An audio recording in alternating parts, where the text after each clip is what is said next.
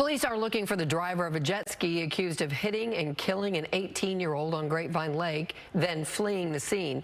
Friends say the victim, Ava Moore, had just finished up at the Air Force Prep Academy in Colorado and was about to begin basic training. Fox 4's David Santendry in now with more on her and also the search for the suspect. David?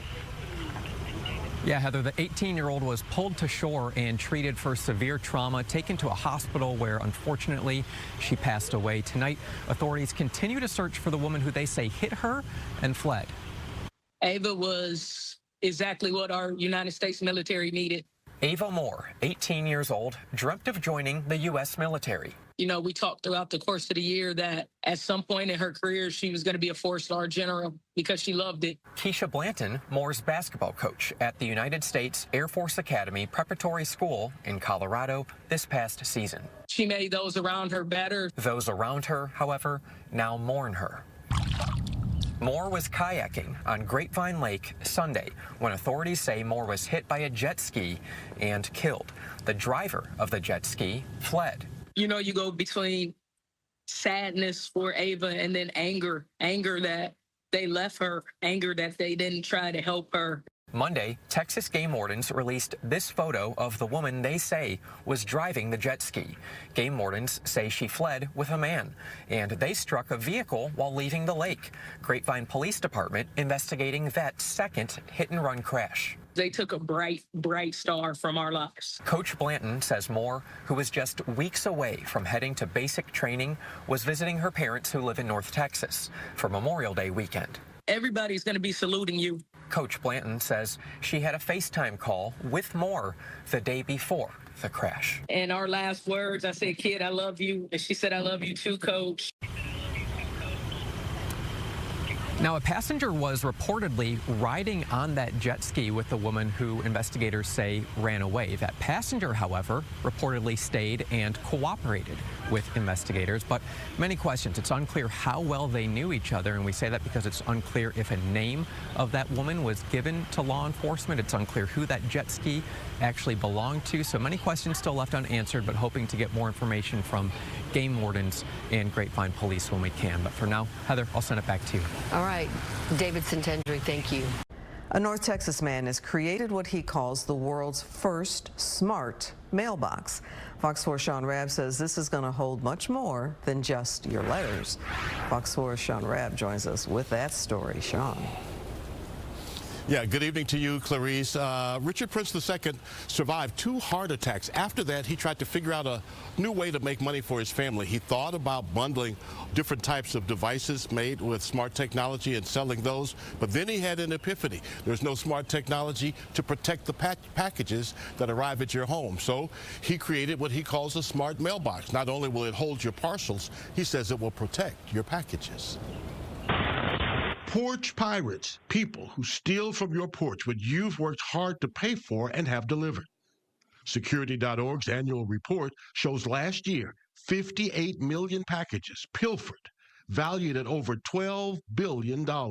If somebody takes anything from your porch, then they may not go to jail because it's a misdemeanor.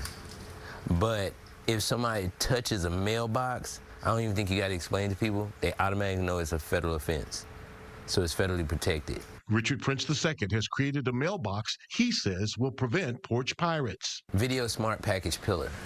What is that? That is the look of a normal mailbox that you would normally see in front of someone's home, where it looks like a brick mailbox, but inside encased is an area where the packages can be stored. Here's how it works. You have a normal door that you can open, that your mail goes there, but this raises. As this raises, this raises. So it frees up the space so you can drop the packages right directly inside. You do have a key to it. And this is stone that's on here. With the press of a button, the mailbox's lid gracefully lifts. And Prince created videos to show how it works that he took to the Las Vegas Consumer Electronics Show, where innovations often become reality. No more worries about theft or misplaced deliveries. So let me ask you, the height and the width, it meets regulations. It's okay to have this in front of I'm so glad you said that. That was my main focus, was making sure the height requirements and the measurements was correct. Prince has been working on the world's first video smart mailbox more than a decade, finally obtaining a patent in May. It took 8 years. What's it like trying to get where you need to be, Mr. Prince? It ain't for the weak. It ain't for the weak. Robert Prince II hoping it won't take that long to get to production. The mailbox that can keep porch pirates away. You don't really see a lot of people going in actual people mailboxes. You see them going on their porches. So it's an innovative idea. Now, he says for it to get from a prototype in his garage, Clarice, to out here, he needs an investor or he needs a partner. He says he hopes he can make that happen, and he hopes he can make that soon, that he can find somebody to fund his video smart mailbox. Sean, it's great that he's got that patent, and not for the weak. All right. Thank you, Sean. Exactly. All right. Thanks for that report. A bill easing restrictions on certain firearms passed the Texas House early this morning after a heated debate. Fox 4's Peyton May joins us in studio with the changes that are close to becoming law. Peyton? Yes, Lauren, short barrel firearms are the focus of this bill. Many people refer to them as sawed-off shotguns. At around 1:30 in the morning, the State House passed legislation removing short barrel guns from the list of prohibited weapons in Texas. The guns would still need to be registered under federal law with a background check and $200 fee. Now, supporters of the bill say the state's restriction is redundant and unnecessary. Think of the irony. You can have a handgun, you can have a long gun, but you can't have a long gun with a short barrel, but the pistol barrel is shorter than the short barrel firearm barrel. I'm not thinking about the irony. I'm thinking about all those people that got shot. That was a legally owned gun, and if it's a legally owned gun and someone commits a heinous offense, what can you do? Lawmakers against the bill argued the guns aren't used for sporting. They're concealable and highly lethal, citing the deadly 2018 Santa Fe high school shooting as an example. Investigators say the accused gunman had a pistol and short barrel shotgun. Now, state lawmakers say there's between 350 to 900,000 short barrel firearms currently in the state of Texas. The bill passed 88-54. It's now expected to head to Governor Greg Abbott's desk. Reporting, I'm Peyton May for Good Day. All right, live look at the big airport there. A lot of hustle and bustle this morning. Well, today's the day. Southwest Airlines has touted its no baggage fees for decades, but it's all over after today. Yep, Fox's Jesse Gary live at Oakland International Airport to explain. Jesse, good morning. Brandon, Lauren, good morning to you from the West Coast. We're at Oakland International, one of 3 airports here in the Bay Area where Southwest will fly into and out of. And as you said, today is the last day. I can tell you right now, we're in the busy time of the morning here at Oakland International. Southwest flyers from probably 6 a.m. to 8 a.m. Pacific time, they come in and they check their bags as they're headed to cities all across California and across the United States. But today is the last day.